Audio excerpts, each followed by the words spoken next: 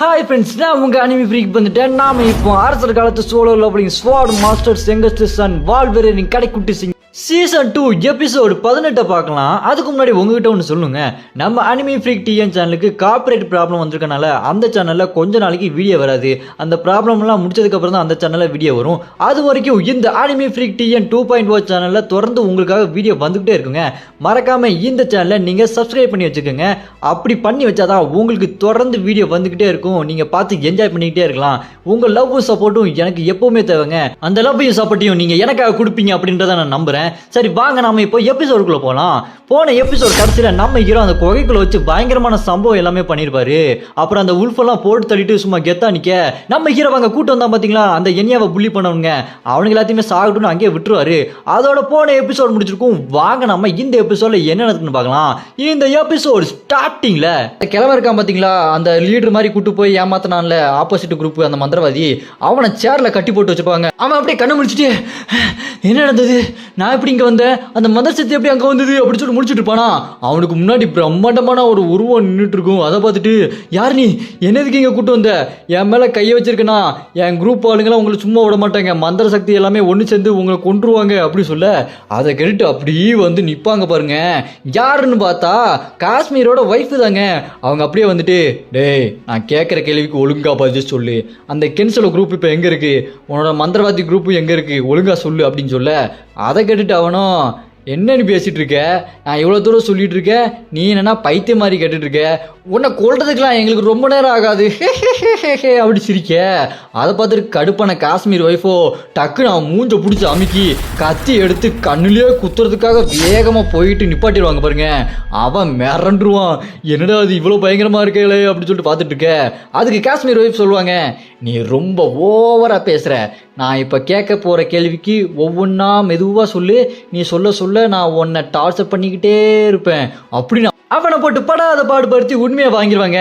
அப்புறமா இந்த பக்கம் முராக்கன் நம்ம ஹீரோ காஷ்மீர் அங்கே குயிக் ஏஞ்சல் டிராகன் இவங்க எல்லாருமே இருப்பாங்களா. அங்கே காஷ்மீரோட ஒய்ஃப் வந்துட்டு அந்த டார்க் மேஜிக்கோட குரூப் எல்லாம் அந்த ஓட்டேரி நரி குரூப்பு கிட்ட ஒளிஞ்சிட்டு இருக்காங்களாம். அது அந்த நகரத்தோட தலைநகரம் அப்படி சொல்ல, என்னது தலைநகரம் ஓட்டேரியா, அது வேக்கலவால தான் இருந்துச்சு, இப்போ எப்படி அது ஓட்டேரியா மாறிச்சு அப்படின்னு சொல்ல, அதை கேட்டுட்டு இந்த பக்கம் குயிக் ஏஞ்சலோ, டே முராக்கனே நீ தூங்கும் போதே அது மாறிடுச்சு, 500 வருஷத்துக்கு முன்னாடி அந்த டீமன் குரூப்லாம் இருக்கிறாங்கல்ல, அவனுங்க அந்த டீமன் நைன்ற ஒரு பாக்ஸை தேடி வந்தானுங்க, அதை தடுத்து நிப்பாட்டணும்னு வரலாற்றிலே தடவை ரன் கேண்டில் குடும்பமும் ஜிப்பிள் குடும்பமும் ஒன்றா சேர்ந்து சண்டை போட்டு அவங்கள அடித்து விரட்டி விட்டாங்க. அந்த சண்டையில் அந்த நகரமே நாசமாயிடுச்சு. வேன்கலா சிட்டி அப்படி வேனிஸ் ஆயிடுச்சு. அந்த இடத்துல வேற எதுவுமே பண்ண முடியாத மாதிரி ஆனனால அந்த இடத்துலேருந்து வேற இடத்துக்கு மாற்றிட்டாங்க. அந்த ஈவில் ஐ பாக்ஸையும் சீல் பண்ணி வேற இடத்துல ஒழிச்சு வச்சுட்டாங்க. அதை தேடி தான் அழிஞ்சிட்டு இருப்பானுங்கன்னு நினைக்கிறேன் அப்படின்னு சொல்ல, அதை கேட்டுட்டு நம்ம ஹீரோவோ அப்படியா, அதை தேடி அவனுங்கெல்லாம் அங்கே ஒழிஞ்சிட்டு இருக்காங்களா அப்படின்னு சொல்ல, அதை கேட்டுட்டு எங்கள் காஷ்மீரோட ஒய்ஃப் சொல்லுவாங்க, இருந்தாலும் அவங்களோட குரூப் ஒன்றும் சில்லி குரூப்பு கிடையாது, அவங்கக்கிட்ட இப்போவும் ரொம்ப பவர்ஃபுல்லான மெஜிஷியன் இருக்காங்க, அது 9 ஸ்டாரு, அதில் 3 பேர் இருக்கானுங்க, ரல்லி ருல்லி ஜில்லின்னு 3 பேர் அந்த 9 ஸ்டார் மெஜிஷியனில் இருக்கானுங்க, அதனால் அவனுங்கள லேசாக நினச்சிக்க கூடாது அப்படின்னு சொல்ல, அதை கேட்டு நம்பிக்கிறவோ, ஓ அப்படியா, அப்படின்னா நான் அவங்கள தேடி போகணும், அதுக்கு முன்னாடி என்ன வேற ஏதாச்சும் உங்களுக்கு தெரிஞ்சதா சொல்லுங்க அப்படின்னு சொல்லிட்டு நம்ம ஹீரோ கேட்க, அதுக்கு காஷ்மீரோட ஒய்ஃப் சொல்லுவாங்க, அது மட்டும் இல்லாமல் அங்கே ஒருத்தர் கிளம்ப இருந்தான்ல அந்த மந்திரவாதி அடித்து விசாரிச்சனே, அவனோட உருவம் இது கிடையாது, அவன் வேற உருவத்தில் தான் இருந்திருக்கான், அவன் கண்ணை மூடி திறக்கும் போது அந்த உருவத்தையே மாற்றி விட்டுருக்கானுங்க, அவனுக்கே தெரியல அவன் உருவத்தை எப்படி மாற்றினானுங்க அப்படின்னு காஷ்மீரோட ஒய்ஃப் சொல்ல, அதை கேட்டு நம்பிக்கிறப்போ அப்படியா அவன் உருவத்தை மாற்றிட்டாங்களா, அந்த மந்திரவாதி தடியன் அவன் தான் உருவத்தை மாற்றுவான்னு பார்த்தா மற்றவங்களோட உருவத்தையும் மாற்றுறானா, அந்தளவுக்கு பவர் இருக்குதா அப்படின்னு சொல்ல, இந்த பக்கம் நம்ம முறக்கணும், டேய் என்னடா சொல்கிறீங்க, டிராகனால் மட்டும்தான்டா உருவம் மாற முடியும், மனுஷன் பூரா உருவத்தை மாற்றுறான், அவன் உருவத்தை மாற்றுறது மட்டும் இல்லாமல் மற்றவங்க உருவத்தையும் மாற்றுறானா அப்படின்னு சொல்லிட்டு முராக்கனும் இங்கே குயிக் ஏஞ்சல் டிராகனும் சாக்காய் பார்த்துட்டு இருப்பாங்க. அதை கேட்டுட்டு நம்ம ஹீரோவோ அப்படின்னா நான் அந்த உருவத்தை மாற்றுற வலியவன் கிட்ட போகணும் அப்படின்னு சொல்ல, அதை கேட்டுட்டு அங்கல்லவங்க, என்னது வலியவனா, அவனை ஏன்டா வலியவன் சொல்கிற அப்படின்னு சொல்ல, அதை கேட்டுட்டு நம்ம ஹீரோ சொல்லுவார், ஆமாம் அவன் எங்கள் அக்காவை பார்த்து வலிஞ்சிட்டு லெட்டரை கொடுத்தான் பார்த்தியா, அதனால தான் வலியவன், வலிஞ்சு வலிஞ்சு வருவான் வலியவன் அப்படின்னு சொல்ல, சரி சரி நீ தனியாக போக போகிற அப்படின்னு சொல்ல, நான் தனியாக போக போகிறது இல்லை, அப்படின்னு சொல்லிட்டு நம்ம ஹீரோ சொல்லிட்டு அப்படி அங்கேருந்து கிளம்புவாரு. அதை கேட்டுட்டு காஷ்மீரோ புரியுது நீங்கள் என்ன சொல்ல வரீங்கன்னு புரியுதுன்னு சொல்லிட்டு அவன் ஒரு மாதிரி முடிச்சுட்டு இருக்கான்.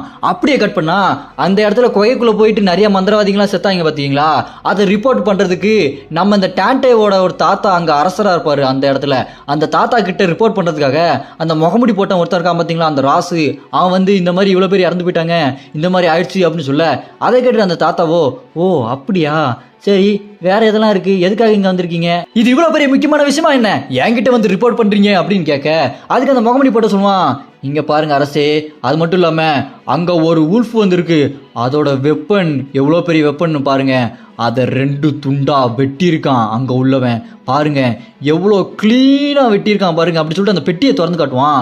அந்த பெரிய சம்பட்டி இருக்கு பாத்தீங்களா, அதுல இருந்து எடுத்துட்டு வந்திருக்காங்க, பாத்தீங்களா எவ்வளவு பெருசா இருக்குன்னு. அது சொல்லுவான் அவன், பாத்தீங்களா அரசு எவ்வளவு கிளீனா வெட்டியிருக்கான் பாருங்க, நாடி நரம்பு ரத்தம் எல்லாத்துலயுமே ஸ்வாட் மேனோட பவர் இருக்க மட்டும்தான் இந்த அளவுக்கு கிளீனா வெட்ட முடியும் அப்படின்னு அந்த முகமுடி போட்ட ராஸ் சொல்லுவானா. இந்த பக்கம் நம்ம டான்டேவோ என்ன எல்லாரும் நானும் நினைச்சிட்டு இருக்காங்களா அப்படி சொல்லிட்டு முடிச்சுட்டு இருப்பான். இந்த பக்கம் அப்படி யோசிப்பான் பாருங்க டான்டே, ஒருவேளை இதுக்கு காரணம் ஜின்னா இருப்பானோ அப்படின்னு சொல்லிட்டு முடிச்சுட்டு இருக்க.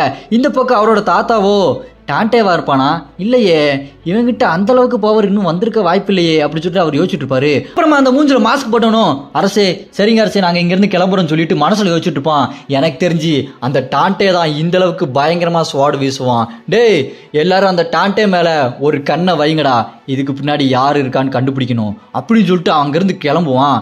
அப்படியே கட் பண்ணா நம்ம ஹீரோ அந்த உருவத்தை மாத்திர தடியா ஒருத்தர் இருக்கான் பார்த்தீங்களா, அவனை பார்க்கறதுக்காக அந்த மேஜிக்கை யூஸ் பண்ணி டிரான்ஸ்ஃபர் பண்ற இடத்துல போய் நம்ம ஹீரோ வெயிட் பண்ணிட்டு புக்கில் படிச்சுட்டு இருப்பாரு, படிச்சுட்டே யோசிச்சுட்டு இருப்பாரு. அந்த உருவத்தை மாத்திரவன் சிலை செய்கிற இடத்துல இருக்கானா, அவன் எதுக்கு அங்கே இருக்கான், எதுவாக இருந்தால் என்ன நம்ம அவனை போய் பார்த்துட்டு நம்மளுக்கு வேண்டியதை பண்ணிட வேண்டியதான் அப்படின்னு சொல்லி நம்ம ஹீரோ யோசிச்சுட்டு இருக்க. அப்படியே பக்கத்தில் யாரோ ஒருத்தவங்க வருவாங்க பாருங்க, வந்து அவங்க முடி சிவப்பு கலரில் இருக்குங்க, வந்துட்டு ஏங்க இந்த பேக் எடுக்கிறீங்களா நான் உட்காரணும் அப்படி சொல்ல நம்ம ஹீரோ அந்த பேக் எடுத்துருவாரு.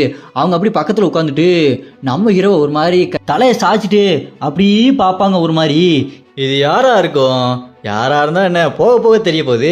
அப்புறமா நம்ம ஹீரோ டெலிபோர்ட் பண்ணி அந்த உருவத்தை மாத்திர மந்திரியை பார்க்கறதுக்காக ஏதோ சிலை செய்கிற இடத்துக்கு போயிருப்பாரு. அங்கே நைட் டைம் ஆயிடுது, தனியாக ஒரு வீடு இருக்கு காட்டுக்குள்ள. அங்கே நம்ம ஹீரோ வாசல் போய் நின்னா அங்கே ஒரு பிரம்மாண்டமான சிலை இருக்குது, யாரும் செதுக்கி வச்சிருக்காங்க.